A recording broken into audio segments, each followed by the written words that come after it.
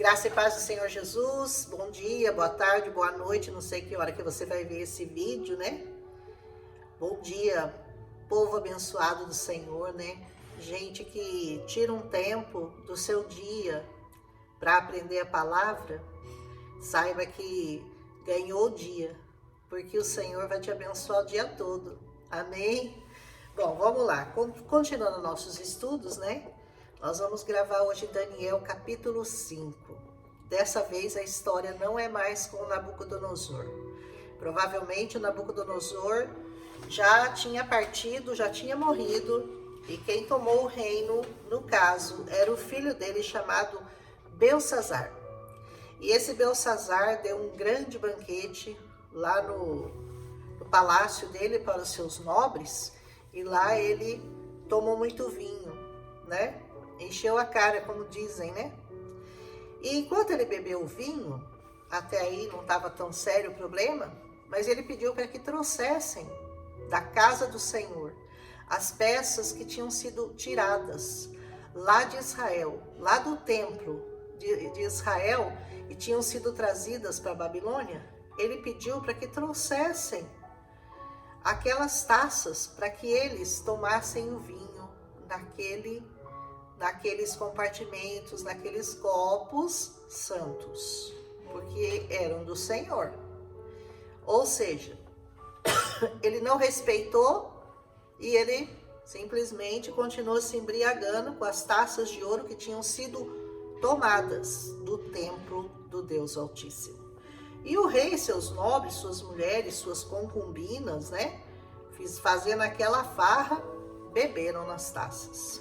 Enquanto eles bebiam e louvavam aos deuses deles, os deuses de ouro, de prata, de bronze, de ferro, de pau, de madeira, de pedra, de repente apareceram uns dedos assim, ó, uma mão humana, né, formato de uma mão, os dedos de uma mão humana, e começaram a escrever no reboco da parede. Imagina que cena, né? Você tá lá bebendo, tomando todas, e de repente aparece só uma mão e a mão começa a escrever no reboco da parede. Assustador ou não, né? E aí, e esse lugar que ele escreveu era a parte mais iluminada do castelo do rei. Aí o rei observou aquela mão, enquanto a mão escrevia na parede, só a mão. Aí o rosto dele ficou pálido, claro, né? Como que você ficaria se de repente uma mão começasse a escrever na parede e você não soubesse o que está acontecendo? Diz que ele ficou tão assustado que os joelhos dele batiam assim, ó, tremia, e as pernas dele vacilaram. Então, o que ele fez? Ele ficou muito apavorado e, aos gritos, ele mandou chamar os encantadores, os magos, os adivinhos, os sábios todos da Babilônia, para que dissessem para ele o que estava escrito lá e qual que era a interpretação, para que revelassem a ele o significado daquilo que estava sendo escrito, né? Mas os sábios vieram e, adivinha, não conseguiram ler, né? E ele ficou muito aterrorizado, ficou mais pálido ainda, porque ninguém conseguia dizer para ele o que tinha sido escrito, o que estava escrito lá na parede. Então a rainha, ouvindo, né, o grito do rei, dos nobres, entrou na sala e disse: ó rei, vive para sempre, não fique assustado, nem tão pálido. Tem um homem nesse reino que é capaz de entender, porque ele possui o espírito dos deuses, e é capaz que ele consiga dar essa interpretação do que está escrito aí. Então ele imediatamente quis saber quem era, né? E ele falou, ela até falou do rei Nabucodonosor, tinha nomeado ele como chefe dos magos, dos encantadores, ele era o chefe de todos, né? Dos magos, dos encantadores, dos adivinhos. E esse homem adivinha era Daniel, né? O próprio, né? A quem o rei tinha chamado de Beltesazar. E ele tinha uma extraordinária inteligência. Então o rei falou, traz esse aí para mim que eu quero saber o que está escrito. Aí ele disse, o homem que souber ler, eu vou dar ouro, vou dar uma vestimenta de escarlata. Aí trouxeram o Daniel, né? E o rei falou para ele, eu soube que você é capaz de ler, é capaz de adivinhar sonhos e etc. O que está escrito lá? Para quem lê, eu darei para você um vestido vermelho de escarlata, uma corrente de ouro, e você será o terceiro em importância no governo do meu reinado. Aí o Daniel diz, guarda seus presentes para você. Guarde seus presentes, eu não quero nada de você. Aquilo que você faz para o Senhor e que você não espera nada em troca, porque você sabe que não é seu, é o Senhor que te deu. Ele não quis tirar vantagem, tirar lucro daquilo, porque ele sabia que não era dele, ele sabia que viria do Senhor. Aí ele diz, ó rei, teu predecessor, que o Deus Altíssimo deu soberania, grandeza, glória e majestade, que era o pai dele, devido à sua alta posição que lhe concedeu, a homens de todas as tribos, povos, línguas, nações que tremiam diante dele. Seu pai era aquele que mandava soltar, mandava prender, mandava matar, deixava viver. Seu pai era o dono de tudo, né? Promovia quem ele queria, humilhava quem ele queria, enfim, tinha grande poder naquela nação. Mas quando o coração do seu pai, o coração desse rei, se tornou arrogante e endurecido por causa do seu orgulho, ele foi deposto do seu trono real e foi despojado de toda a sua glória. Não foi o que aconteceu com Nabucodonosor, que foi comer capim ontem que nós vimos? Ele foi expulso do meio dos homens, a sua mente ficou como a de um animal. Ele passou a viver com os jumentos selvagens, comer capim com os bois, seu corpo se molhava com o orvalho do céu, até ele reconhecer que o Deus Altíssimo domina sobre os reinos dos homens e coloca no poder quem ele quer. Mas o Senhor, Beltesazar, no seu sucesso, você não se humilhou, embora você soubesse do que tinha acontecido com o seu pai, com o seu predecessor. Veja que se você não aprende com o que aconteceu com o outro, por causa do orgulho, por causa da arrogância, por causa de não reconhecer a Deus como o Senhor da sua vida, você não aprendeu com ele, então você vai aprender por você mesmo. Porque com você vai acontecer coisa pior. E ele diz assim, você se exaltou acima dos reis do céu, você mandou trazer as taças do templo do Senhor, que o seu pai reconheceu como Senhor, como o único Deus dessa terra, e você mandou trazer as taças do templo dele, para que vocês bebessem nelas, teus nobres, tuas mulheres, tuas concubinas. Olha que coisa horrorosa que você fez.